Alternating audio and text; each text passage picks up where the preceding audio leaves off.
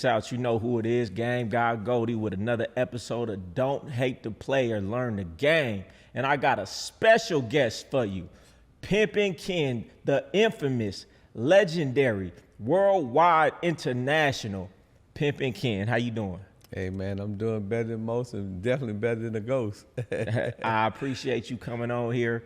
You know, it's going to be a real treat. You know, the type of information, the game that you have from your transition from the streets, from the game to the corporate executive suites, as you like to say, you know what I'm saying? So we're going to give these people a whole lot of game. We're going to do something different here today. Okay. You know, I had a lot of people sending questions because, you know, you're a different individual. You know, I have a plethora of people on my podcast, and you're somebody that lived a unique lifestyle. Right. So they're going to get a glimpse into what people call the secret society of the game. Right. I don't want to go too far back on your origin story. They could catch that on a lot of the other videos you did because I want to get to the questions. But let's go through it real quick. You done been worldwide. You done been on 40,000 different, music videos. You done been in movies. You done been with the rappers. You know, well respected in the industry.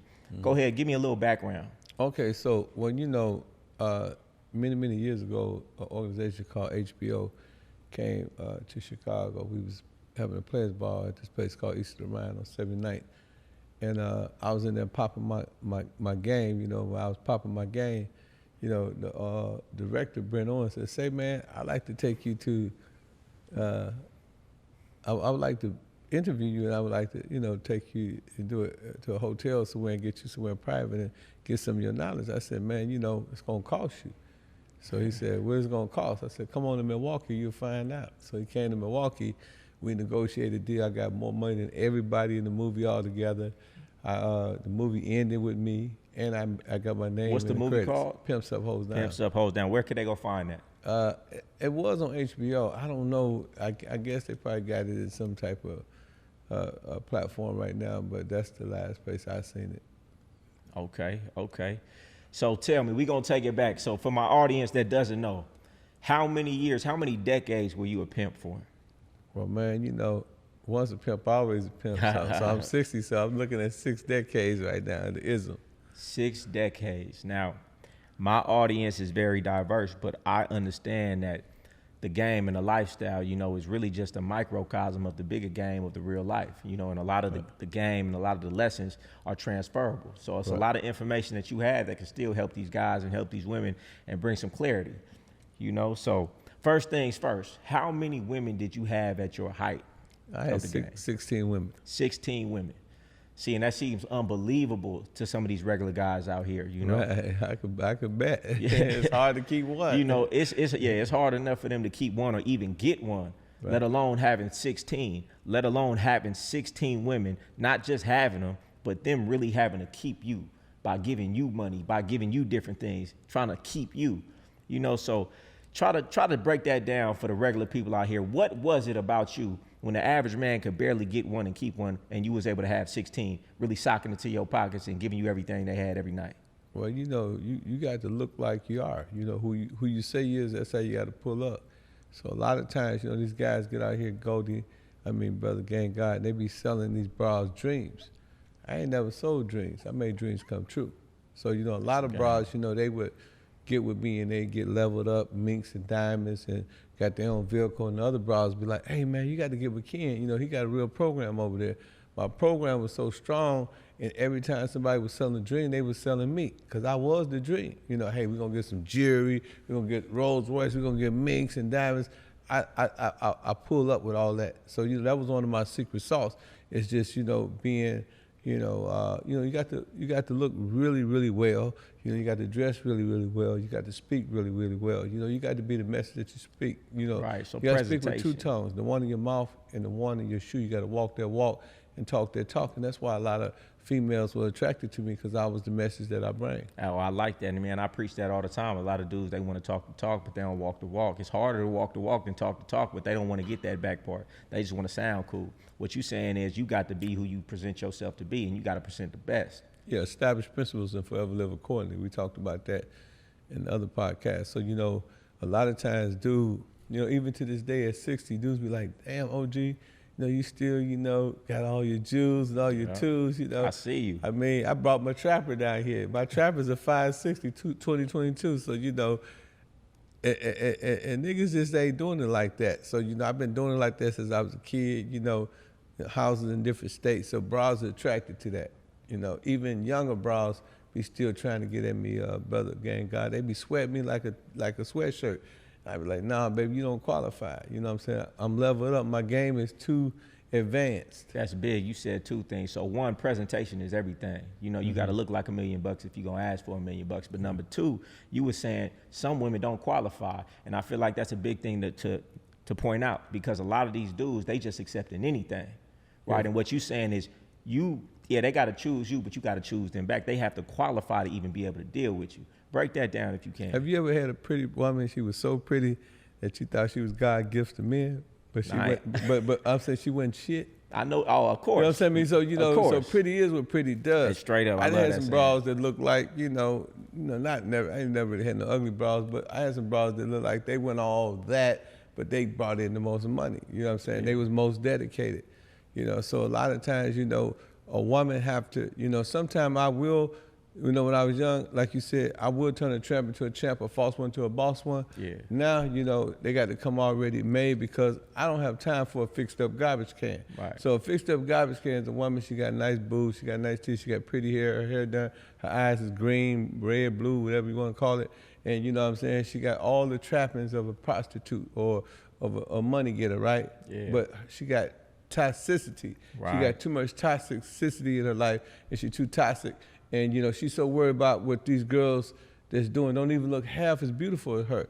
She's just so concerned about what's going on, and that makes her ugly. So that's why she don't qualify. Tell them what the saying is. Just cause she a good looker don't mean she a good hooker. You know what I'm saying? So pretty is what pretty does, man, and that's a real principle right there that you should live by. Pretty is what pretty does. It's what she does for me that makes her look good to me. Yeah, you know what I'm saying? And these dudes, they play it the opposite way. If she beautiful, she a 10. To me, it's what she do for me to make her a 10. Man, if you're doing everything that I like, you bringing it to me like you're supposed to, you treat me well, then you a 10 in my eyes. I don't care what you look like.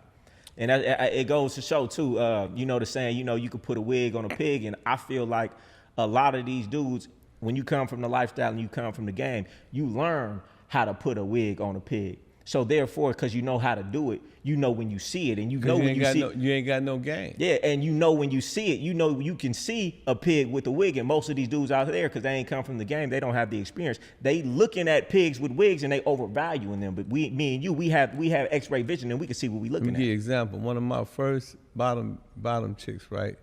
We went to New York. She was hoeing like the house was on fire. checking in like dirty laundry.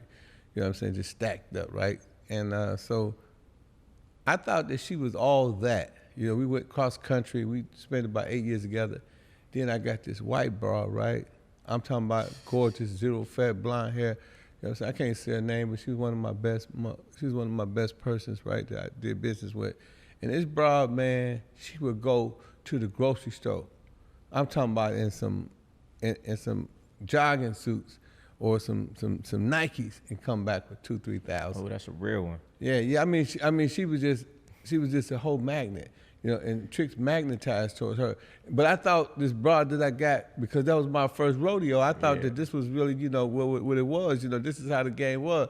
I was checking 8s and 9s and 10s. She'd get a 35. She'd catch a live trick every now and then. I thought that was up until I met a broad that got 5s and 10s on a regular. Guys just would die over her. She was that beautiful. You know what I'm saying? And everybody know who I'm talking about that know me. They know who I'm talking about. The blonde hair, blue eye, white chick that I had for 17 years. She was just a cold chick, and she looked good all the entire 17 years that we was down. And like I said, man, we can go. Her situation was so different than the ducks, right? We call black girls ducks. So we call them ducks because they quack too much. We call white bitches swan. You know what I'm talking about? So you know what I'm saying? The swan, I would take her into different environments, right? And we might bring, a couple of bands, because that's how confident she was in her horn. You got bitches that are confident, you got bitches that are competent. It's a difference. Right. She was competent and confident. So are you saying that it was her looks that really got her to that next level and got you that next level? No, it was her competency. Okay. You know, she knew she knew she was a pro, not a prostitute. Right. She knew that she could go in any environment, and you know, like she don't even like to dance, but if we was somewhere in a hick town or something, and it was a strip club, she'd go in there, she'd go run up about 8, 9 bands in one day, you know, just because that's how good she looked and that's how much game she had. So like we said, ain't how you look is how you hook, but when you look in hook, hey. Man, right, superstar. So that goes to your question, you say, well, who qualified? Now, once I started dealing with her, then, you know, this other, you know, I had a brunette, you know what I'm saying? I got about 8 deep in snows, right? It was snowing, I had it snowing in July. You know what I'm saying? I had it snowing in June. I had it snowing in all the hot summer days, I had it snowing.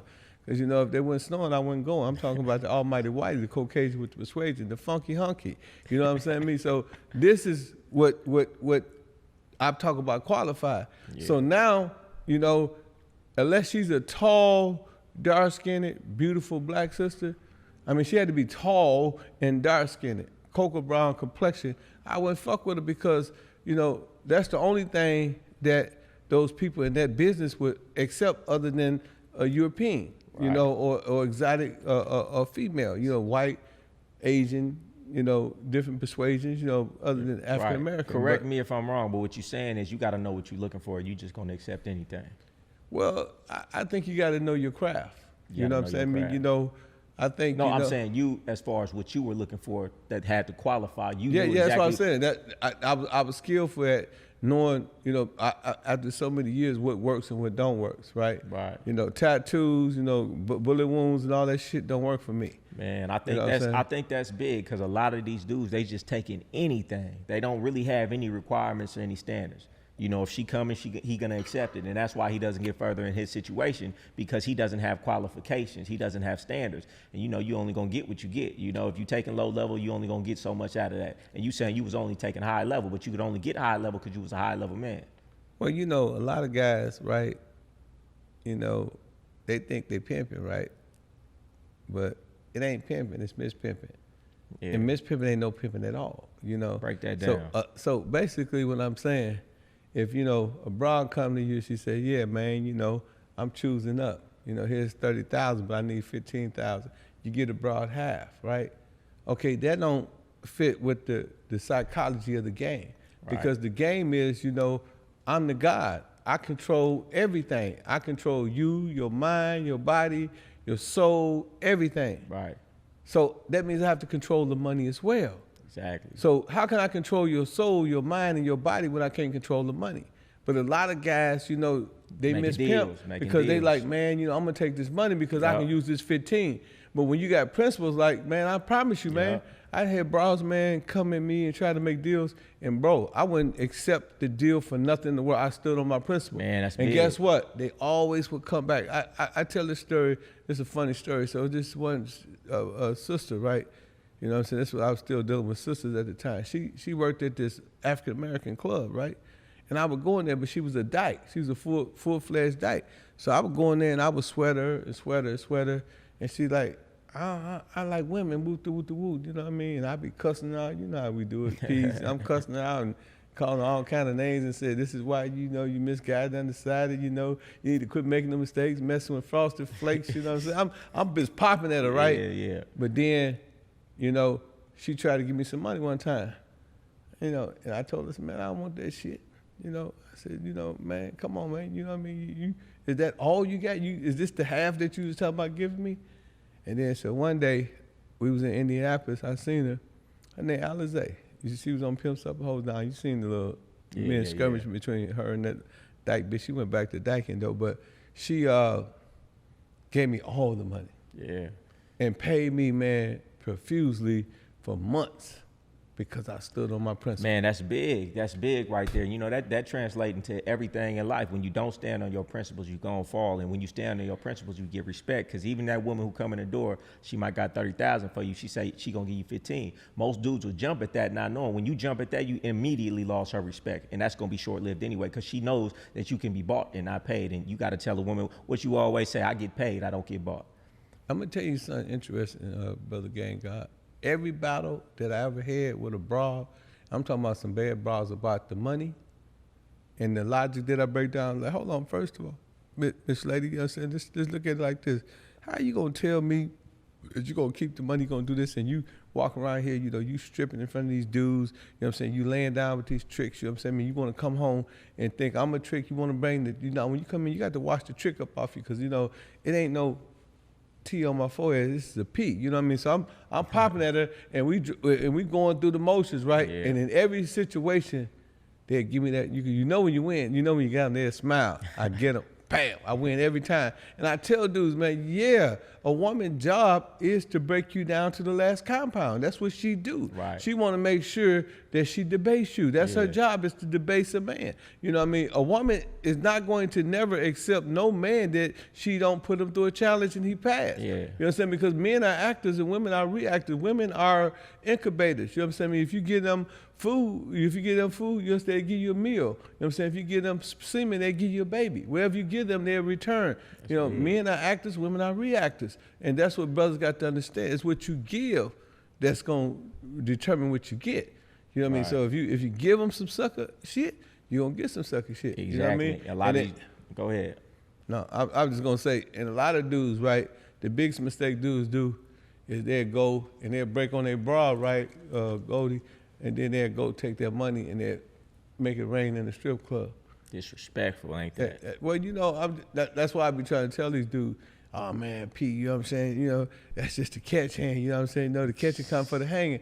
I said, yeah, but she gonna always have in the back of her head that you making it rain in the club. Right. You can't make it rain in the club. And if you do, go all the way to Puerto Rico and make it rain. Don't make it rain on the turf where you're playing. You can't eat where you shit, homie. Right. You understand what I'm saying? You know what I mean? These niggas ain't even got no discretion. They ain't even discreet about it. And then you wonder why the game is effed up. The game effed up because there's a lot of suckers out here doing a lot of sucker stuff. And then, you know what I'm saying, when brothers like us come around and we standing on principles, they looking at us like we foreigners or we extraterrestrial. You know what I'm saying? Oh, y'all must be from Mars.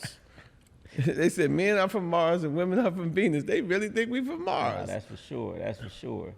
Let me get to some of these questions that they had for you yesterday. Okay, so I was having this conversation on my live and, you know, just talking about how women, you know, these dudes is having problems with dating women and things like that, playing with their time, you know, spending a whole bunch of money and not really getting nothing in return. And I said, you know, it made me think of in a game, you know, break down first what a choosing fee is and what a interview fee is. Okay, so like a choosing fee is when a broad come from some ism, and she choosing up. You know what I mean? And so she want to get with the man. Yeah, so she already with some ism, and she coming and she choosing up. Or she just left some ism, and she coming to choose up. You know what I'm saying? Either way, you got to serve that dude when she choose up. Now, an interview fee is like, you know, you might be sitting down with a broad, you know what I'm saying? She at the strip club. She got a bag of ones or something. She got a bag of 20s or something. You might like, hey, look here, little mama, you know what I'm saying? I want to fuck with you, but, you know, it's some real ism right here. You know what I'm saying? So, look here, you know what I'm saying? Why don't you check that little money in, and then I'm going to show you what my program be about. You know what I mean? And we're gonna make it make sense. Right. And then, you know, you're going to break her on the spot. You know what I'm saying? That's an interview. Right. Because she didn't choose up. You know what I'm saying? I mean, you asking for the money. She ain't giving you the money. You asking for the money. I like to be chose with my mouth closed. I hate working at a bitch. You know what I'm saying? I mean, that because it's always a long shot, brother, gang God, because you may not hit. You know what I mean? But you know, I'm always so fresh and so sharp. Like I said, I'm 60 years old, man. I don't even, man, I ain't even in the game. I ain't got a picture of a bitch. Don't want a bitch.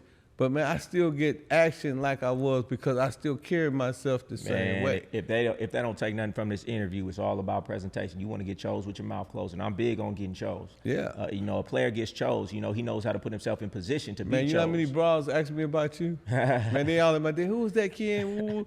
I'm like, well, oh, now y'all want? Now we cool, huh? Now we can talk, right? Yeah, man. They all been asking about you because, you know, when I was young, I was Goldie. Yeah. You know what I'm saying? I stayed fresh. When I was your age, I stayed fresh. I learned that, you know, you was campaigning the hardest, man. I used to hear about you, how you used to campaign, you know. But that's the game. That's why I said, you know, you know, whatever you do, you're going to be successful because you're right. Presentation is first and foremost. You know, when I go to a business meeting and stuff like that, you know, I don't go in there with a frown on my face. I'm like, how y'all doing? I shake everybody's hand. I light the room up, you know, and I generally leave closing the deal. Right. You know, so that's, you know, I talk to my bankers like that. No banker going to give you a loan if you walk in there with an attitude. Right. You know. Right. But back to what I was saying, I was just trying to make a correlation. Like I was saying, man, the game is just a microcosm of the bigger macrocosm of life. And what I was saying was these guys, they have problems with these women, playing with their time, taking them out on dates, spending money, and not catching a woman.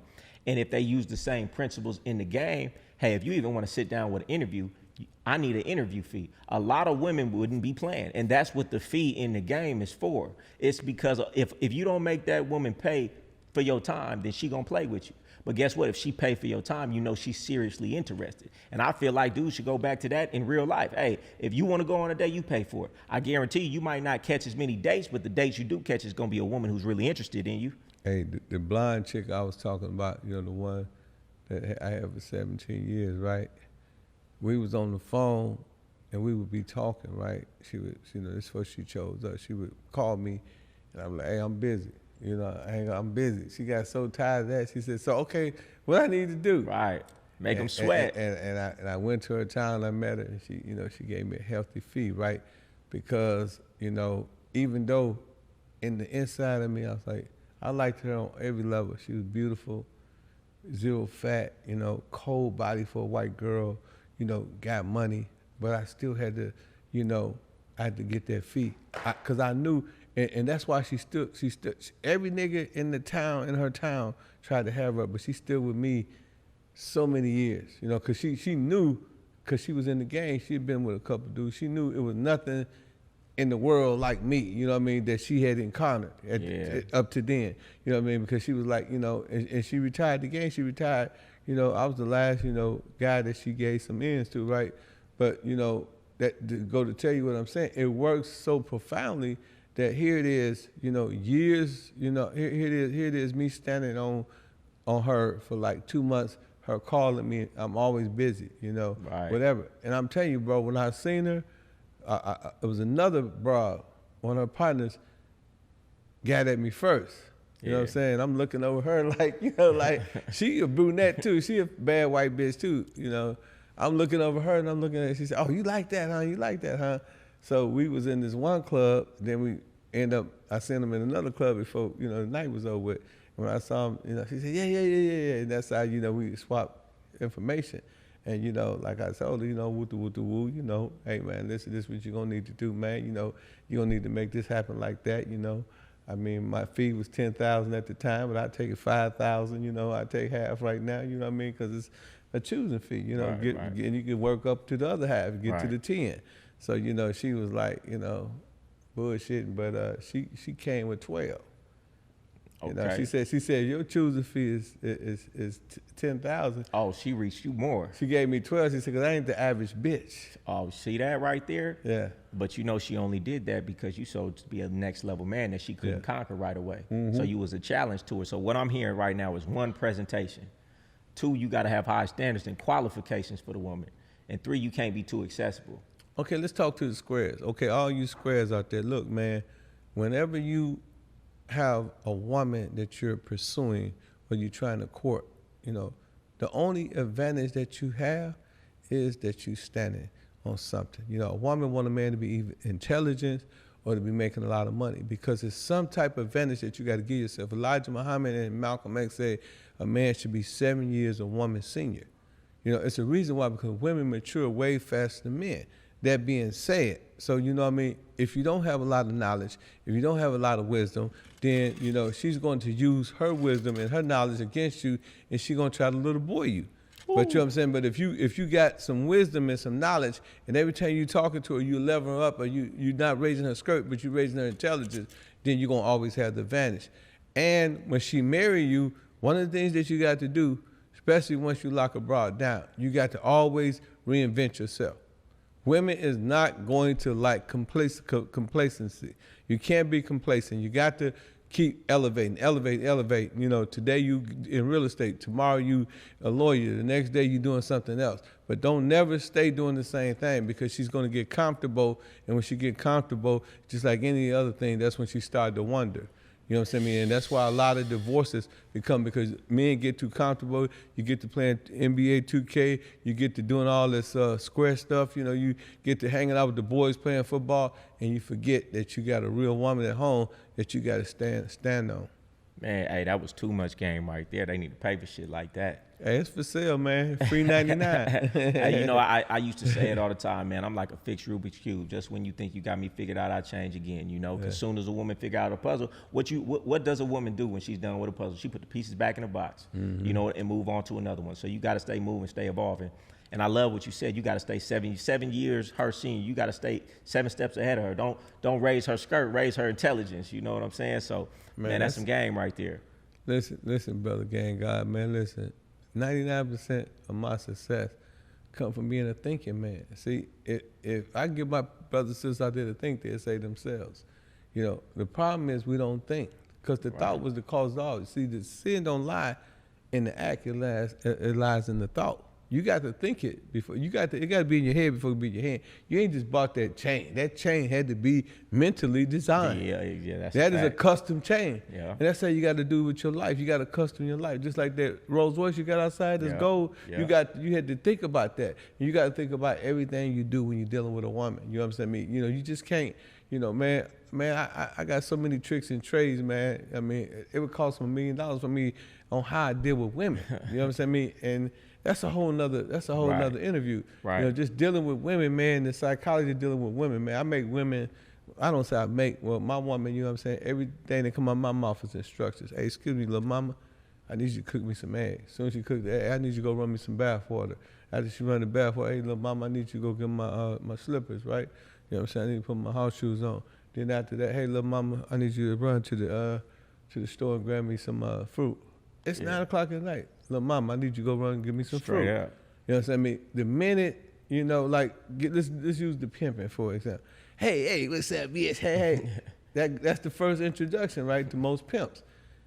2 or 3 weeks later, they playing video games or they on the phone. Yeah, man, just check 10,000.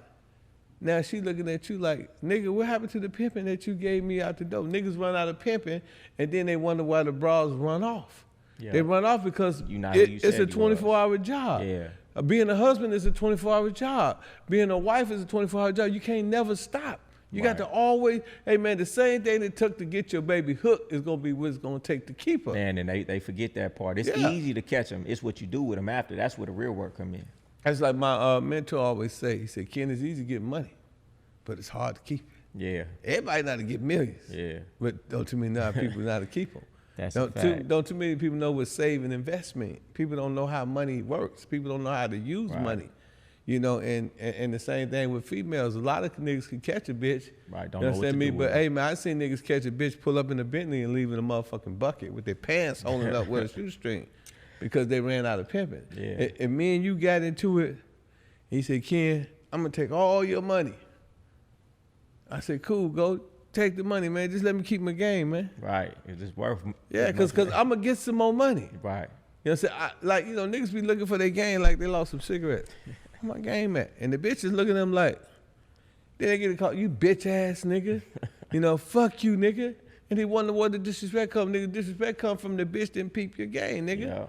Yeah. You live in a glass house, nigga. Don't throw rocks if you live in a glass house. And I think that's what a lot of dudes in the game for sure. I've seen it, and outside of the game, a lot of dudes are presenting a presentation that's not really them, thinking a woman ain't gonna figure it out. She might not tell you she figured it out, but her actions towards you show you that she knows she figured it out. When she's a little bit more disrespectful, when she's a little bit more resentful towards you, it's because she done figured you was a fake ass nigga, and what you presented to me was not the truth. You are not who you said you were, and what you saying is you was every bit of man you told her and showed her you was when y'all met. And sometimes you got to play possum on a bitch, man. I pulled up into Atlanta 4 years ago, driving rental cars. You know what I'm saying? Took all the Jews off. You know what I'm saying? Just start. Grinding and hustling and shaking hands and hobnobbing and making friends and connections in the town, right? Yeah. Then I pull up, brought the Bentley out, then brought the Benz out, you know, then started putting the jewels on. You know, I gradually eased up in them. So you could do the reverse on the bitch. Yeah. You know what I'm saying? I mean, you don't let a bitch see your whole kit. You know what I'm saying? You don't let a bitch see your whole plan, right? So you might just, you know, hey, pull up in some regular daggers. You might just have on, you know, a Barberry, you know, no jewels, no even show the Rolls Royce. And then, you know, let her get to know you. And then when you get to know you, and then you pull up in a Rolls Royce, she gonna like, and nigga, it's an instant lock. I used to love doing stuff like that. You know, Goldie, that's an instant lock. Yeah. Dude, every motherfucker in Atlanta now like, goddamn, Ken, we didn't know you was woo-to-woo-to-woo. They thought it was some regular shit. Yeah. But you know what I'm saying, man, I had to play, because I play chess, right? You know what I'm saying? So I'm pushing pawns when I first come to the town. Yeah. You know what I'm saying? Then I started checkmating niggas. Then niggas started sending me on all the podcasts. They said, damn, this nigga on Big Fat. He on drink chat. This nigga got Boosie signed to it. This nigga Ice, he said, this nigga got, you know, him and Rick Ross got a movie there. This nigga, wow, woo, this nigga did what? Nigga, you been on 60 million records? They didn't know that. Yeah. You know what I'm saying? Me. So I use that as an example. Now the whole town fucks with me. You know, I got 10,000 members. My organization, a big organization in the town. You know what I'm saying? Me. I do that. I used to do that in the game too. I pull up in the Altima. You know what I'm saying? I let them niggas get wrecked on my bitches. You know what I'm saying? They all sweat my hoes. Then I click Clark Kent to the Superman. I pull up the gators on the minks, the diamonds, you know, the big old crown rings, the minks, and man, I'm sweating everybody. And niggas chasing my car down. Hey, man, come on, man. Dog, I ain't got but one bitch, man. Come on, Ken, man. The bitch all in your business. I see the bitch looking at you, P. I said, all right, man, I'm going to spare you, man. I'm going to let you eat, man. But, hey, man, look here, man. You know, y'all niggas was sweating my hoes, man. I ain't say nothing, man. I let y'all niggas get wrecked, man. Y'all niggas act like y'all was in the gym shooting three-pointers, man. And I think that's big. You talking about playing chess, not checkers, and a lot of these dudes, they only got one move. You know, they not thinking outside the box. When they talking to the broad, they not even thinking because the they direction trying to be going. you, Goldie. I never tried to be Bishop Don Juan. Yeah. I never tried to be Grand Master. Yeah. Why would I want to be somebody else? You know, a copy of somebody when I could be an original of myself. Nah, that's a fact. So what happens is, peep this. This is a real game. And listen what I'm about to say. This is gonna blow your game because I lived it. So they see Goldie with the chain on, right? They see Goldie with the gold Phantom outside, Rafe. You know what I'm saying? He got the, you know, the Barberry joint. So that's all they hustling for. Right. They want to get that. So they peep game. So they get the gold, they get the thing. All they doing is they peeping what Goldie do.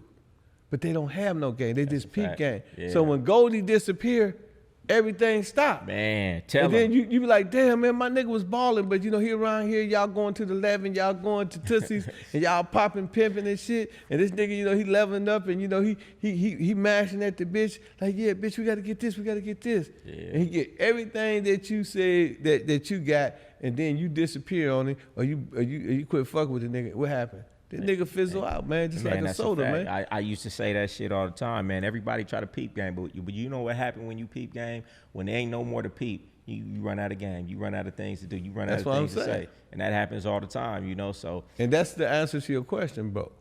That's why it's so many lames out here, because they trying to be you, they trying to be me, and then when me and you don't give up no game, or we close our mouth, guess what?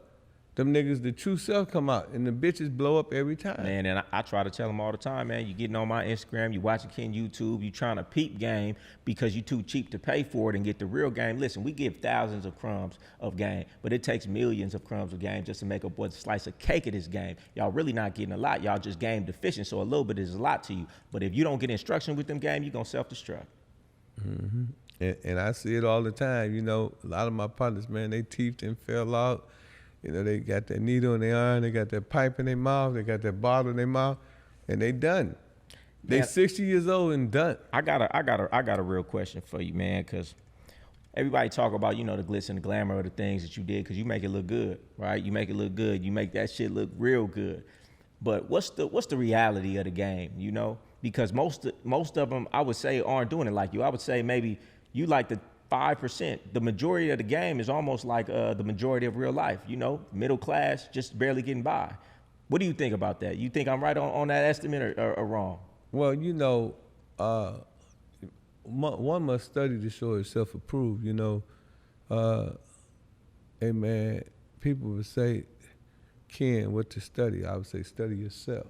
Yeah. You will well help study yourself. You ask me what to study next, I say study yourselves. Right. Your higher self and your lower self. Man have two selves, a higher self and a lower self. The higher selves are the mothers of the virtues and the harmony of life and breathe just as much as love, right? The higher self is with the lower self is with the higher self. It be hatred, slander, lewdness, murder, theft, and everything in arms. So one of the things that makes Pimpin' Ken is I stay in my higher self. I stay positive. You know what I'm saying? I write my goals down. You see what I'm saying? Yeah. I visualize. I believe whatever the mind believes it can see if it can achieve. I got a creative imagination. You know, I see things before I be things. Yeah. You understand what I'm saying? And I'm persistent. And, you know, I read a lot. You know, I educate myself. So a lot of dudes got the same game that I got. They can put on the minks and the diamonds. But had they read Think and Grow Rich, that's a fact. Had they read Kiyosaki, had they read the 40 Laws of Power, Sun Tzu's The Art of War, had they read Denmark Vesey, Gabriel Prosser, had they read the Destruction of a Black Civilization, Mansa Musa. Yeah. So all of these things makes you a little bit more than what you are. Yeah, you know, because we don't make ourselves. You understand me? See, there's only one university I never graduated from, and that was the University of Life. You know, because life will show you something, you know, each and every time. So I study people. You know, a lot of people study plants and animals. I study people. You know, so that's one of the things that make me successful. And I look at your mistakes, and I see where you're going wrong, and you know, I double down. You know, like me having 5 movies coming out in the next 2 or 3 months. You know, called The Making of Artists. Me signing Boosie, me signing Ice-T. You know, me you know, starting the hip hop fraternity.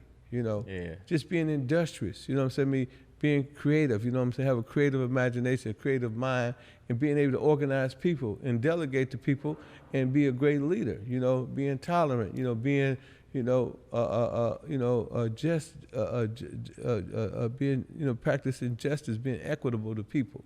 So, you know, that's some of the things that comprise. So it's just, you know, people always say Pimpin' Ken the Pimp, but they don't say the comma, the author. You know, I wrote 2 books, The Art of Human Chess, you know what I'm saying, A Study Guide to Winning, very successful, The 40 Laws of Game, you know, comma, you know, the founder of Hip Hop Fraternity, comma, the founder of HHF Magazine, founder of HHF Radio, founder of HHF Awards, you know, founder of HHF Clothing.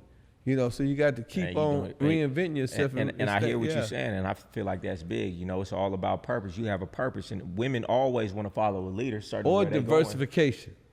That's the word I was looking for. You got to diversify, man.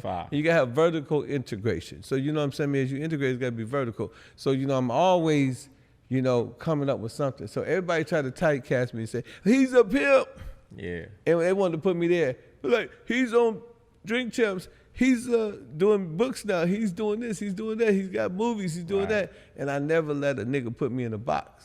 You understand what I'm saying? You say, you got to constantly be evolving, and women see that. You know what the greatest test, Brother Goldie, is on the IQ test? You know the test that most people fail on that IQ test? You know what it is? You know that little thing that you got to draw the lines? Yeah. You got to connect the dots. Without lifting up nobody, you know the only way you connect the dot, you know the only way you connect it? You got to go outside the box and then you got to come back in. That's some game right And see, that's what people don't do. You know what I'm saying? That determines your IQ, the ability to step outside the box. That's your IQ, right? Your IQ is your intelligence quotient. Your EQ is your emotional quotient. But the quotient that don't nobody pay attention to is your AQ. That's your adaptability quotient, your ability to adapt to any situation. Sometimes to adapt to a situation, Goldie, you can't just say, I got this. No, you got to have an out-of-body experience. You have to get outside of your body, and you got to view the situation from outside of your body. Like, you know, like right now, you know, I can step outside of this interview, and I can look at what's going on. I said, Goldie want me to go in this direction. Yeah, you know what I'm saying? Right. And, you know, that's an out-of-body experience. Oh, man, this broad, you know, she ain't falling for the ice cream. You know what I'm saying? She ain't falling for the fried ice cream. Let me go another route. You know, let me call the waitress and do something dramatic. Hey, look here, ma'am, you know, you're a very beautiful lady, you know what I'm saying? Hey, me and my lady, we appreciate what you're doing. I said, here, I got 2 hands. In one hand, it's $100, the other hand is a $1 bill. Pick the one you want. She picked it, $100 bill. She said, oh, how you think she picked it? I said, because it was $200 bill. You know what I'm saying? Now she, you know, now I got her talking like, and she's smiling. You see what I'm saying? You got the, you out of body experience, man, is thinking. Yeah, you thinking outside the box, and that's why we box. call them squares, because they thinking inside the box and can't break out the box. I got a question from, from my live today. They wanted to know your opinion. What's the difference between a Mac and a pimp? Well, a pimp, a real pimp, a real pimp, he pimp for the soul. So what that means is that, he don't give a fuck about the money. He don't give a fuck about the pussy. He don't give a fuck about no kisses, no love, and none of that shit. He just care about, look, bitch, I'm a pimp and I want your soul. A real pimp gonna pimp for the soul, meaning that he's gonna control, he want control. He want to control that whole soul. Because you control the soul, you control the money, all that shit follow. That's a pimp's duty, is to get in his head. And you ever see bitches, man, you're like,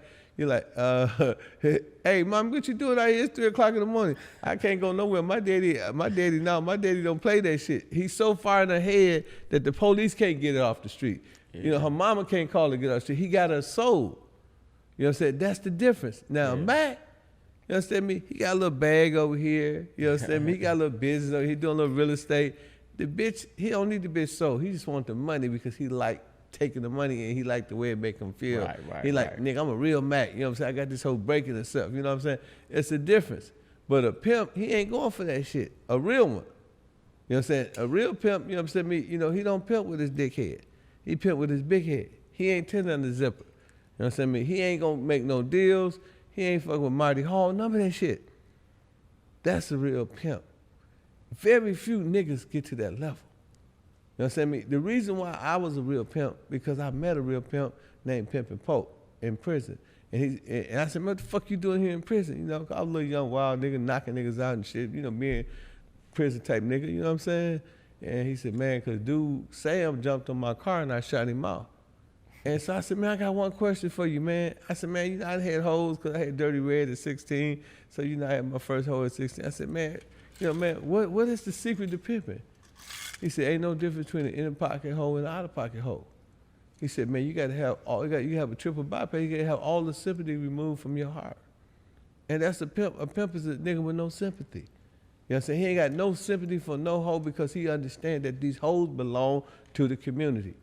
The bitch left her mama, she'll leave you. Mother had the bitch, mother fucked the bitch. I don't need the bitch, let the welfare feed the bitch. You know what I'm saying? And that's how a real pimp think. So when you see a nigga, you know what I'm saying, the bitch get out, he riding around, he might have the Phantom or the Rolls Royce or the BMW or the Benz, and like, what's wrong with this nigga? He looking, asking the nigga, hey man, you seen that bitch? You know what I'm saying? That nigga there, he ain't got no pimping with it. So tell me, because there's a lot of dudes on here, and I get it in my messages all the time, what do you tell these dudes who really ain't got a lick of game in them? They damn near 30 years old, 25, 26, 27, and they infatuated with the game. They infatuated with your DVDs. They infatuated with who you used to be in the game. What would you tell them they trying to get into the game right now with no instruction, no mentor, no nothing? What would you tell them? Hey, man, keep on watching Michael Jordan, man. The 2, 3, and the P. Hey, man, hey, man, I'm like Michael Jordan. It's a good game, man. This is the best show in town, man, the Pimpin. So they love it, man. The squares love it, man. Everybody love it, Would man. you recommend them watch it and love it from the sidelines? Well, what I'm saying, man, to all you squares out there who think you can, read a book or, look at a Pimpin Kid DVD, man, this shit got to be in you, not on you. Hey, man, you got to been through some trauma, man. Hey, man, I was molested at 3 years old by my babysitter. You know what I'm saying? She took my virginity as a kid. Hey, man, my mama, you understand, left me for dead in prison. You dig what I'm saying? Hey, man, you know what I'm saying? I had bitches, you know what I'm saying? One of my first girlfriends, you know what I'm saying? Jackie, I say a motherfucking name because I'm still mad about the shit. Hey, man, Jackie ended up fucking a 29-year-old nigga. I walked in the house, this nigga long dicking this bitch, ground fucking this hoe. And you know what I'm saying? I'm in love with this bitch, I think. I'm like, this is my first girlfriend. I'm a kid. I'm 12 years old. Man, that shit just changed my whole perspective, man. My mama changed my perspective. This woman doing what she did really my perspective. So I think that how sisters who be hoes, they've been raped as little girls, that shit, man, it's got to be in you, not on you, man. This shit, it makes you. Your environment makes you. You know, the shit that I went through, it made me. The shit you went through, Brother Goldie, it made you who you are. You ain't just, this shit ain't just happening, man. If you go back into your mental psychic and you go back to your mental Rolodex, you're going to see, damn, I experienced some shit. Ken said, oh, nah, no. Oh, yeah, I remember that broad. I remember I liked her and she ended up fucking with my best partner. Oh, yeah, man, I remember that broad, man. You know what I'm saying? Me, she left me for a dude that got a bigger bike. You know what I mean? And that should be in on you. And then, you know what I'm saying? At the same time, when a nigga, you understand me, you know, the most successful people, right, in business and ism and everything, they usually went through some trauma. You know what I'm saying? They've been through some traumatic situations. They had a series of failures. Most people are successful. They went through so many failures. That's a fact. And then, you know what I'm saying? You know, you ain't just weighing all that jury. You're making a statement to somebody in your past. Not somebody in your future. Somebody in your past, you like, yeah, okay, bitch. You know, yeah, nigga, yeah, all you whole ass niggas, y'all sold all the dope, nigga. Y'all, you know, y'all had the motherfucking sack bigger than Santa Claus. Y'all tried to little boy me back then. Y'all tried to little boy me, yeah, nigga, now what? You know what I mean? And you know, somewhere out in nigga dome, they watching. Yeah. And you think people think it's you doing it for now. No, you doing everything everything I'm doing, it might be because of that young lady, you know what I'm saying, me, who violated me. It might be because, yeah, mama, you thought my brother this, I got 5 brothers, you thought he was gonna be this, you thought he was gonna be that. But look at me now. Right. You know what I'm saying? And you know, we do it subliminally. We don't even know we doing it. But we're making a statement. Yeah. Every hoe out here, you know what I'm saying, she ain't just hoeing. You know what I'm saying? She been violated, man. 90% of the women I talked to in the game, they said that their uncles or somebody in their family molested them, and that makes them feel empowered. You know, it's a crazy thing. The hoeing is in them because, you know, if you imagine a young lady at 12 years old being molested till she's 15 by a grown man, and maybe 2 or 3 of them, and then everywhere she go, now that she done had sex, all these dudes want to have sex with her that's older. She know the power of her pussy, the power of the vagina. She got a different viewpoint. You know, she looking at the game from 30,000 feet, where the chick that ain't never had sex, she ain't had her virginity taken yet. She looking at it from another vantage point. So she got a different view from the game. That's why I say my podcast view from the game. The view from the game is different than from the lane. You know what I'm saying? It's a whole different view. Yeah. Everything that you went through, that you looking at and create the game god is different than the homeboy that you grew up with. He's sitting up here watching you on YouTube now. Nah, that's a fact. That's a fact. That's deep. You went deep on that one. Yeah, it's some real shit though. You went deep on that one. Okay. Let me get to these questions now. This is going to be the fun part. You know, this is questions from the crowd. Oh, well, you kind of went through that. If you had any advice to the players, what would it be? You already broke that down. This is one of your famous, I don't know, man. I'll attribute this to you, but it might have been around before you. Purse first, ass last. You know, somebody wants you to break that down. You know, it's simple. That's ABCs to us, but okay, well, that came from my partner, JD. The guy that gave me my first hoe, you know what I'm saying? He the first one I heard say purse first, ass last. And, you know, we started off young. We had our first hoes at 16. So, you know what I mean? You know, we didn't know what the difference was, first, ass last. So, you know, Jay would be like, yeah, man, it's first, ass last, man. Kid, we can't be fucking these hoes, right? And I'm like, nigga, what you mean? They are hoes? You know what I'm saying? No, we can't be fucking them, you know what I'm saying? And he stood on that. And, you know, I mean, you know, that was something that my first chapter, you know, and JD was the first one that ever told me that. I learned that at 16. So I ain't hear from no other pimp. I heard it from a nigga my age. You know, my partner said it. And then ever since then, man, it's been purse first, ass last. If I'm going to take a chance, I want my money in advance. If a bitch think I'm handsome, she got to pay a pimp ransom. You know what I'm talking about? Hey, bitch, you know what I mean? Sock it to my pocket like a rock, drag out the cock and put in the pimp sock. That's how, you know, that's how it was. And that's how I would kick it every day. And it wasn't nothing personal. After a while, you know, like, dude, let me tell you something. We all creatures of habit, right? So when you're young and you're a baby, right? You don't know how to walk, right? Right. So after you walk, it ain't no baby steps no more. It's subliminal. Yeah. It becomes habit. Yeah. When you eat with a fork, it's a habit. So we are creatures of habit. The ism is habit too. If you do it all the time the same way, it's going to come out all the time. Just like you walk the same way, you eat the same way, you're going to pimp the same way, you're going to be a sucker the same way, you're going to be a faggot bitch the same way. Right. You know what I'm saying? We are creatures of habit. So make sure that you choose your habits well. That's why people who smoke crack, they creatures of habit. You can't beat the habit. You know what I'm saying? You can't beat the heroin. You can't beat the fentanyl. You can't beat that shit because those are habits. In layman's terms, purse first, ass last is I need the money up front before we having any sex. And I mean, you can translate that into the square world. You know, I need what I need. I need some requirements before we get to that. In that case, that's what I mean. If I'm going to take a chance, I got to get my money in advance. I'm going to fuck you, bitch.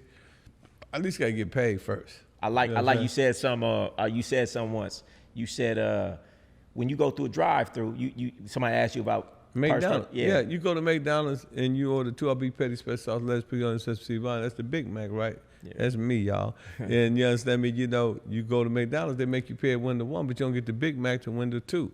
That's purse first and ass last. Right. You understand what I'm saying? So when you think about it from that perspective, then think about it. Say, I ain't trying to measure some shit, but say if the bra like a 10-inch, right, penis, right? And you got a 4-inch penis. Or she like a 4-inch penis, you got a 10-inch penis. If you let her try you before she buy you, then like B.B. King say, the thrill is gone. You see what I'm saying? So look, hey man, you know what I'm saying? Me, you gonna get to see the package way after you pay for it. Right. You know what I'm saying? So pay for this package first, and then after, you know what I'm saying, I got my ends and I turned them ends into dividends. Now, you understand me, you can see these trophies. Right. And by that time, you understand me, it don't make a difference if you got a 10 or 4-inch penis. You know what I'm saying? She hooked now. Yeah, you know what I'm saying? Because a lot of times a woman will be in a game and she just want to see inside your household. And if you let her get inside your household for free, she gone. But you know the real key to pimping, man, and to anything in life is keep them in the rear. Man, that's a fact. You know what I'm saying? Keep them in the rear. Because my bitches is like tail lights. They like back blinkers. They so far in the rear, right? You know what I'm saying? So I'm checking in at least 20 or 30. At that point, it don't make a difference how I fuck, you know, or nothing, how, whatever, she's so far in the rear. Game right here. Now the bitch chasing her money. Man, this is some big game because a lot of these dudes, they don't even understand the concept of keeping her in the rear because you know what a lot of these bras do? Every bit of dollar that she give you in her head, she keeping counting. She trying to get every dollar. Oh, I need the nails done. I need the hair done. She trying to get every dollar back out of you. A bitch gonna follow her money. Yeah. If you get the money, you keep her in the rear. She's very few bras lead the money. Yeah. And but see, it's a trick to it. The trick to it is, you know what I mean, you got to be able to restrain. So if you can restrain your penis, purse first, ass last, and you can restrain it for long periods of time, and if you got 5 or 6 bras, that should be easy. Because you understand me, you can, you know, these bras that got a little time in, you know, you can spend a little time with them, and you can starve the new bras out. You understand me? And make sure you understand they wait until it's time, you know, for a nigga, you understand, do what need to do. But, you know, by that time, you know what I'm saying, they 30, 40, 50 in the rear. You know, and when they get that far in the rear, it's hard for them to get out of gear. You know what I mean? They're going to stay in their rear. They ain't going to move and drive. They're not going to get in neutral. They're going to stay in the rear. She ain't going to jump ship when she done invested $50,000 into the situation. Why she would change gears when she say I'm in the rear? That's why a lot of times, man, as soon as you get the body done, as soon as you get her a big bag, big present, she gone because she ain't in the rears no more. You know, she done caught up to you. That's what my man Sauce Walker was talking about. He said that some dude did all that and the bra came back to him and said, Daddy, look what I got. You know what I'm saying? So, you know, I mean, you know, you got to be, man, it's all about chess, man. Yeah, it's all about chess. And I wanted to speak on this because I know, of course, you're going to know about this. I mean, it's all about psychology. And that's psychology plays in every aspect of life. And you should really take the time to invest in your knowledge in psychology because everything you want is through another person. And, you know, you got to use psychology to get what you want. But the book, Games People Play, you know about that. Eric Bernay. Yeah, Eric Bernay. Break that down because, you know, you seem big on psychology. You're talking about transaction analysis. Exactly. You know. Okay, Dr. Eric Burns. Yes. So, okay, I read that book when I was 18. I took this course called transaction analysis. And it's the different ego. What I liked about with Dr. Eric Burns, how he's talking about the ego state. So you got the parent ego state, you got the adult ego state, and the child ego state. Right. Now, each one of these states, we all rotate from period to period. Like right now, you know, you're interviewing me, so you in the parent ego state, in the adult, and I'm in the adult ego state because I'm giving you adult answers. Yeah. But if I was being gang goofy and laughing, that's going to my child ego state. Right. Right? And sometimes, like when you're dealing with bras and you're giving them instructions, you know what I'm saying, you got to be the parent. Yeah. You know what I'm saying? I mean, sometimes when a broad acting goofy, you got to sit there, you know, and don't pay attention. You got to be an adult. And then sometimes, you know, when things get a little too serious, you might have to go in your child ego state.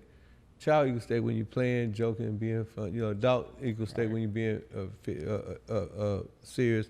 Parent state is when you're basically giving advice and being a parent. Yeah. So that's what he was saying. He said, but we all fall into these different categories, and you know, from different relationships. Yeah, I think that's big. I was given that book, you know, when I was younger by a mentor, and it really helped me identify in those states and identify when the woman was in a certain state, so I knew what state to be in, and when she would be in certain states, and I would fall into that state, I would be able to identify it and then say remain in my parent or my adult in that situation. So that's some heavy game right there. You know, if you didn't know, you need to go check that book out. Yeah, man. So that go back to what you was asking me earlier. You know, what's different about Pimpin' King, you and the 5%? Because the 5% leaders are readers. You know what I'm saying? So you have to be. If you change your mentality, you can change your reality. If you change your aptitude, you can change your attitude. So it's very important, it's very essential that we as leaders, because you know, when you you leading the pack, you know what I mean? You leading the broad. So you got to make sure you understand the principles of leadership. You got to read Think and Grow Rich. You got to read Napoleon Hill. You got to understand, you know, you got to read Dale Carnegie, you know what I'm saying, How to Win Friends and Influence People. Yeah. You know, these is just basic books that all millionaires and all powerful men read, dignitaries. You know, 48 Laws of Power. Practically every leader in the world read that book, you know, and we are leaders. Right. So if you want to run a good household, then you want to be able to, like even the broad I was telling you, right, the white broad, she used to sit down and she used to just take notes and just study the 48 Laws of Power. Yeah. And I have her studying all these books. See, that's big. I used to do the same thing. Even now, like any woman that I have, she's reading books. I'm seeing where she's deficient, and I'm giving her the tools, a certain book. If I see she's lacking in this area, mindset, positivity, I'm giving her the tools through these books, and I'm making her study these things to become better, because you're only as strong as your weakest link. And if your woman is on your team, you only going to go as far as smart she is. A lot of dudes, they come out here, and they want to get the easy broad that was easy to get. She was easy to manipulate. But guess what? If she was easy to manipulate, it's going to be easy for another man to manipulate her. Man, I had 200 words, all big words, right? When a bitch get out of pocket, you know what I'm saying? I'll write down 10 of those words. I tell a bitch to write them words 1,000 times and the definition. And then she have to learn them and master them until she master all those words. And then she'll thank me later. She like, damn, you leveled me up. And I thought you was being disciplinary. Right. No, what I'm doing is I'm educating you, you know, like even, you know, when somebody do wrong, what's wrong with you? You know better than that, you lawyer. You know better than that, you doctor. Right. You know, you can criticize somebody with positive criticism. You know what I'm saying? You don't have to be down on your broad. You know, she ain't always gotta be a faggot, you punk ass bitch, you no good, dookie in the booty ass hoe. Hey, you know, I've read that in psychology. They've done enough studies. Positive reinforcement is actually better than negative reinforcement. Yeah, you can, like I said, you can punish people with education. I make them learn something. You can punish people by making them learn something. And you know, sometimes, you know, if I really want to do something that was drastic, I'll make them hold a book up. You know, I'll say, hold this book up. Or, you know, I make them put their feet up and I hold their feet up. And then, you know what I'm saying, you know, that's sometimes can be more traumatic than actually putting hands on them. That's why I used to say I don't put hands on them, I put plans on them. Because, you know what I mean, I make a broad stand in the corner, hold about 4 or 5 books. Right. She, Daddy, please, I just want that. Please, can I put the books down? Yeah, go ahead, baby, put them down. And then, you know, if you put hands on them or beat them up, they're going to be like Mike Tyson. Eventually, they're going to be able to take a punch. You know what I'm saying? And now they don't care. You can hit them all. Now you got to take them to the next level. Nigga, you got to kill me. Now you got to pistol whoop them. And then it goes to levels. You know? But when you put that book in their hand, that's something they'll never forget. Yeah. You know what I'm saying? And you tell them to stand up there 1 foot up in the air, man, they would rather you know what I'm saying, you stump them than to do that. Yeah, you know what I'm saying? yeah. But, you know, there's some other level game. I should really tell. some tell other niggas level this. game. I mean, Yeah. but when you just talking about, you know, the reason that you were in the top 5% and the reason you see it in every area, in every arena of life is because you was an avid reader, an avid learner. If you want a woman to follow you, you got to be growing and evolving. And she got to see that you going places. She ain't gonna let go of a lottery ticket. And when you going places and you reading and you investing in yourself, you know, and you can't, I heard this from Dre, you know, you can't transmit what you don't have. If you only got the street information, some of these dudes, they only got the streets. That's all they could transmit to the woman. You can't transmit what you don't have. And if you're trying to elevate your woman, it's going to be how elevated are you. You can't teach her something that you're not. So, you know, the fact that you're really speaking on elevating yourself, and that's what I'm all about, personal development, growing, being your best self, then you could attract the best and teach the best. Yeah, and you know, man, believing in God too. You know, it ain't got to be Muhammad, Jesus, or Buddha. Them people, you know, just believing in the higher intelligence. You know what I'm saying? Even if you the God, you know what I'm saying? You know, hey man, you know, you still got to just thank yourself sometime, man. Thank something, man. You know, believe in something. Right. You Gratitude know. is big. Yeah, man. I feel that. Let me ask you a question, you know, because I'm big on confidence. I'm big on, you know, feeling like I'm a god in my household and my women treat me like that. And a lot of people think it's crazy, but, you know, me being around people in the game, you know, I saw that super confidence, you can call it arrogance, but because you felt so great about yourself, the people around you believed it and treated you the same way. So tell me what it is, because a lot of people, it's hard to teach that. Maybe just because I was around people like you, you know, I was able to see that, and I just thought that was normal to feel like I'm a god and my woman treat me like a god. How would you talk to these squares out here or these regular people out here who can't feel like that? They don't want to walk around like, they don't know how to walk around like that. They can't get their woman to treat them like a god. Where should they start? I seen the crazy shit happen when I was about 8 years old. And my mom was like, I got to go to church, And I can't say my pastor name because he's still living. But, you know, my mom was pastor. So, and my daddy looked at it and said, Mama, what the fuck is wrong with you? Why you all thinking about this nigga? You know, you know, Pops was just acting crazy. He said, that nigga ain't your God, I'm your God. I'm listening, right? And I say that because my daddy is my hero, right? So I learned a valuable lesson that, you know, I mean, you know, I know a lot of people might think, you know, if TD Jakes, I'm cutting that nigga off. When I was pimping, I ain't playing no Farrakhan, no TD Jakes, nothing, man. You understand what I'm saying? Keep this game right here. This heavy. No, what you're saying. I'm I get serious, what you're saying. man. I didn't let them, no, Dr. Sebi, all that shit, man. That shit would fuck up a nigga household. Hey. And when you pimping, man, you is the God. Yeah. You know what I mean? But the way you know, my daddy didn't even allow, you know, he didn't want my mama to get too close to the preacher because she was starting to not pay attention to him, and she was putting his priorities over my father's priority. My father stopped that shit in the track.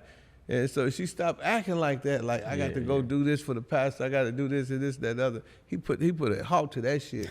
You know what I'm saying? I mean, so, you know, I said, damn. You know, I used my mama as an example. I said, man, you know, I hope God don't strike me down for this one day. But, you know, I didn't allow no, you know, I mean, like you said, Drake can't be on my TV back in the day. I say it all the time. Why you listen to all these pimp music in the car with your broad? You letting him lace your broad. You know what I'm saying? Man, listen, man. That's where the God concept come from, right? Because if you ain't her God, somebody else gonna be a God. That's what I was trying to say. Facts. There you go. You know what I'm saying? If you ain't her God, my somebody daddy else said, gonna no, Pastor so-and-so ain't your God. I'm your God. If it's a man of God, then I'm that God. I'm the God. Right. I'm him. Straight up. You know what I'm saying? That's them. And that's how my father believed. And he stood on that shit. And even though I was young, I picked up on it and it helped me. You know, and every time, man, I'm telling you, man, and the broad I'm about to say this, my mama probably listened too. So this one broad, man, you know, my mama Christian, right? So I let her go talk to mama, right? I said, go ahead, go talk to mama. Man, my mama damn near knocked me. She converted the broad, right? So I never let her talk to my mama or let one of my prostitutes talk to my mama no more. Because my mama, you know what I'm saying, she was trying to get them a new God. Right. Look, y'all need to get saved. Y'all need to get off the streets. You know, God don't like ugly. This is not right. You know, y'all sleep with all these different men. And, you know, my mama don't know better. She don't know, mama, this is how we eating around here. You know, this is how I'm getting all this luxury stuff. This is how your son doing so well. But she didn't know no better. So you know what I'm saying? You know, and this broad, man, literally got flipped. And you know, I knew it because we were riding, and she said, I was thinking about what your mom said. Listen, man. Hey, hold on, man. Listen, man. We ain't gonna play this game, man. You know what I'm saying? Hey, man, listen here, man. Mama running game. You know what I'm saying? She just running game. You know what I'm saying? She just trying to see how tight she is on me. You know what I'm saying? You know, I was fast go with the Pimpin, man. I'd make up some shit. I switch that shit around so quick back in the day. But, you know, I ended up keeping her for about another 7 years. I broke on her, but, you know, yeah, hey, man. That's funny. All right, I got a couple more questions for you. Let's see here. Maybe we already got into that one. Let me see.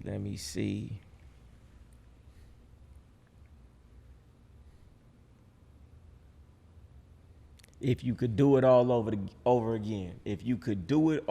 again, would you choose the game? Hell yeah. Say hell yeah. Pimp, I made millions. I went platinum off of pussy. You know what I'm saying? Man, everything. I was just in the Diamond District today. And I'm looking at all that dressing. It's not a piece of shit in here that I ain't had something or similar to. I said, you know, all these cars I ride past, I had all this shit. It ain't often I speak of love, but I speak of love is Pimpin I'm speaking of. Pimpin got me here, man. Pimpin kept me here. I ain't break on bitches no more, man, but I mashing on books like they some real live motherfucking hoes, man. Right. That pimpology, that's my bitch. Man. You know what I'm saying? Pimpin taught me a lot, man. Pimpin taught me how United States, man, what motherfucker you know tell you to break yourself every April 15th and you break yourself?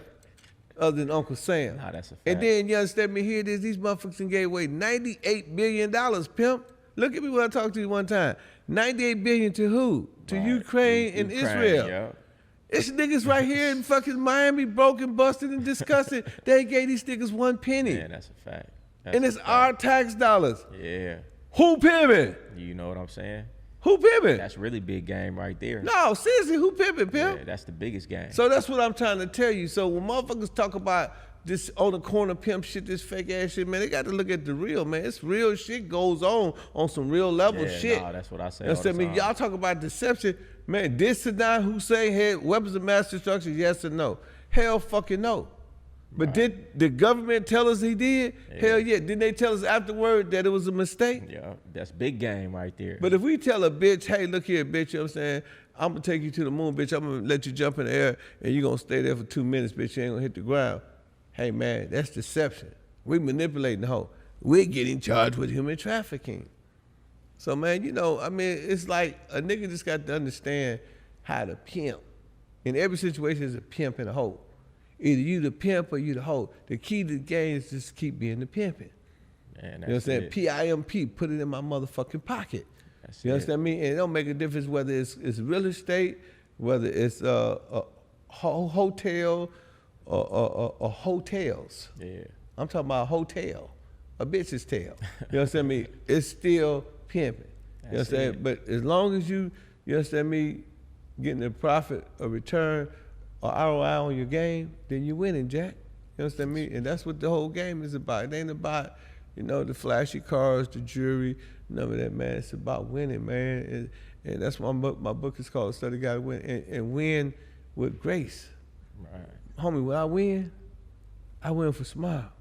When I lose, I go out the same motherfucking style. Right. You ain't gonna never hear me crying. Hey man, I accept this shit for what it is, homie.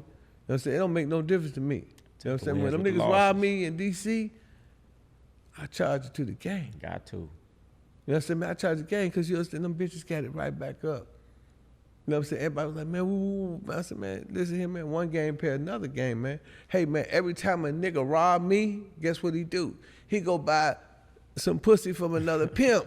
And what that pimp do, he go buy powder or some work or some blues or whatever they doing now, pills or something or some weed from a drug dealer. The drug dealer go to the club and make it rain. One game pay. We need this game. We need robbers. We need killers. We need hoes. We need pimps. We need everybody to make this game the game. Otherwise, we ain't got no game. But if you're going to play the game, know the motherfucking rules. Man, say it again. The only way you win is know the fucking rules, and that's why I win win and win again. Ice-T said, Ken, I don't worry about you winning because you already won. And if you're not a win, you can win again. That's a fact. And you understand me? And I listened to him, and you know, when we was doing the deal and we getting 6 figures, we up here in CBS, and this my man, you know, I met this nigga at a pimp ball, and we sit up here, all these white folks around us, and we finna get this 6 figures, and these folks finna give us a major check, and we finna eat this bag. I'm like, man, I'm looking at Ice-T, I said, nigga, look at us. Ice-T said, man, I like my friends. I like my friends better when I can get a bag with them. Man, that's a fact. You know what I'm saying? Me, and that's what we did. The movie I was just telling you about, me and Ice-T, you know, he told me, he said, Ken, you ain't gotta give me a dime. He said, let's do this shit. We're gonna cut the bread later. That's big.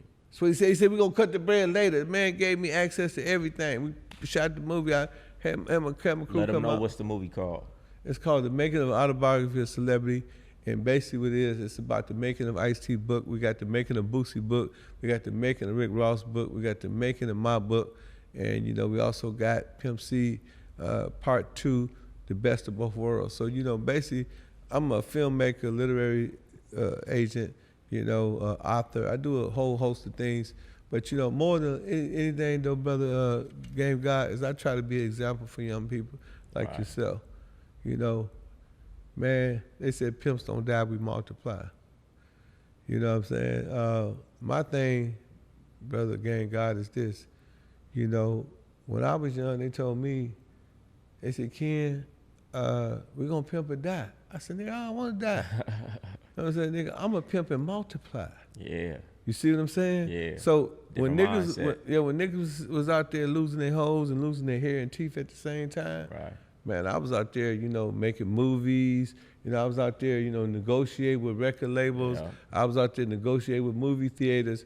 I was changing the game. He was so evolving. Rollo the Pimp, Pimp Rooster, Goldie, Liquid Cash, all the players that's out here that's doing positive things in the game, they can come behind me and do it way bigger than me. Yeah. I want y'all to do it way bigger than me. Yeah. You know what I'm saying? Me, you know, you ain't got to do it like me. You can just do it better than me. Yeah, you definitely paving the way. And, you know, because I lived in a different time. Back in my time, nigga, we didn't have smartphones. We had typewriters. Yeah. So y'all niggas got smartphones. Dumb niggas with smartphones.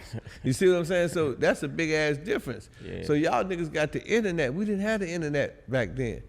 You know what I'm saying? Me, so y'all niggas. You was a pioneer from changing the game like that. Yeah, I did on every record. I said www.pimpin.net. I had a website that was 20-something years ago. Yeah. Now think about that. All these niggas, I was going viral. Yeah, before it was a thing, before they even knew what viral was. The first album I did was in 2000. You know what that was? Jermaine Dupri. Oh, Jermaine Dupri. And it says www.pimpin.com. It wasn't .net. I changed it to .net when I went to Lil Jon. That was in 2003. That was 21 years ago. So I've been doing this internet shit for 24. I've been on websites for 24 years. Yeah. And I've been knowing about computers since 90. I learned how to write code in 90. Yes, you know what I'm saying? Me in prison. Think about that. Man, if they don't take nothing from this, man, they got to see that you's an avid reader. You work on yourself. You evolve. You change. You expand. And I love myself too. Man, that's you gotta it. love yourself. Man, that's big. Man, say that to the camera right there. If you don't love yourself, you can't love me. If you don't control yourself, you can't control others. It starts with self. That's some game. You know what I'm saying? Me, self-confidence. When Michael Jordan shoot that ball, he don't think he can make it. He know he can make it. And that's the difference between people, that I can and I can't people. You know what I'm saying? Some people say I can, some people say I can't. You know, some can, some can't. Some will, some ain't. Different strokes for different folks. Some like Pepsi, some like Coke. But I could tell you, hey man, to each his reach. You know, so in life, you know, you just got to just have that supreme confidence. And let me tell you something, man. All y'all must understand this. The greatest thing in life is faith. Faith is me sitting on this chair and not thinking this motherfucker gonna cave in. I got so much faith that I sit in this motherfucking chair, this motherfucker hold me up. But you ain't got faith in your goddamn self. You got more faith in a fucking chair than you do in yourself. Ooh, that's heavy. You got faith that when you hit the motherfucking brakes, the motherfucking car gonna stop. But you ain't got faith in yourself. So faith is the things that I hope for, but not the things that the things that's not seen, but the things that I hope for. So the Bible says have faith that of a mustard seed. That's really small. This much faith can get you, you know, man, I just say something gonna happen, it happens. Right. Man, that's some heavy game right there. Lou, before we wrap this up, man, just say a couple words, man, because, you know, I'm always about, you know, personal development, man, and you dropped a lot of gems in here, man. So leave the people with some of the biggest things that you feel like, you know, made you who you are and can make somebody who they want to be. Well, the first thing is, you know, I read Think and Grow Rich. Beautiful and book. Napoleon Hill said, whatever the mind believes and conceive, the mind can achieve. You know, I also believe that what we go through, we grow through. In life, you're going to have a major fall through before you have a major breakthrough. So basically what that means, most people reach the lowest of depths before they reach the highest of heights. Facts. You know what I'm saying? You're going to go low before you go high. But guess what? When you're low and you're on the ground, ain't nowhere to go but up. And when you fall, make sure you fall on your back. Because if you can look up, you can get up. You know, these just basic things that, you know, and people that betray you, you know, don't trip on people. You know what I'm saying? People start at your feet, they end up at your throat. You know, but that's common though. You know, people feign friendship. Most of your friends become frenemies.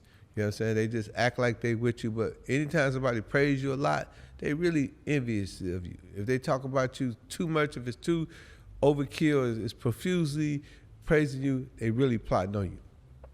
So remember that, where there's the least appearance of evil, expect the greatest amount of danger. Whoever could do you good can also do you harm. Whoever could do you good could also do you harm. And establish principles and forever live accordingly. That's very important. You know, do what you say you're gonna do. I was telling Goldie, I said, you know, in the alphabet you got A, B, C, D. You're gonna spell cat, C-A-T, you're gonna spell dog, D-O-G, every time, because those characters never change. And those characters represent principles. Those are principles of the alphabets. From A to Z, those principles stay the same. And that's what you got to have. You got to be like alphabets, you got to be principles. And the numbers the same thing, 1, 2, 3, 4, 5, 6, 7, 8, 9. 10 is not a number. 10 ain't nothing, but the 0 is nothing. But once you get to 0, you got to go get the character 1. So the 0 is a part of the character building.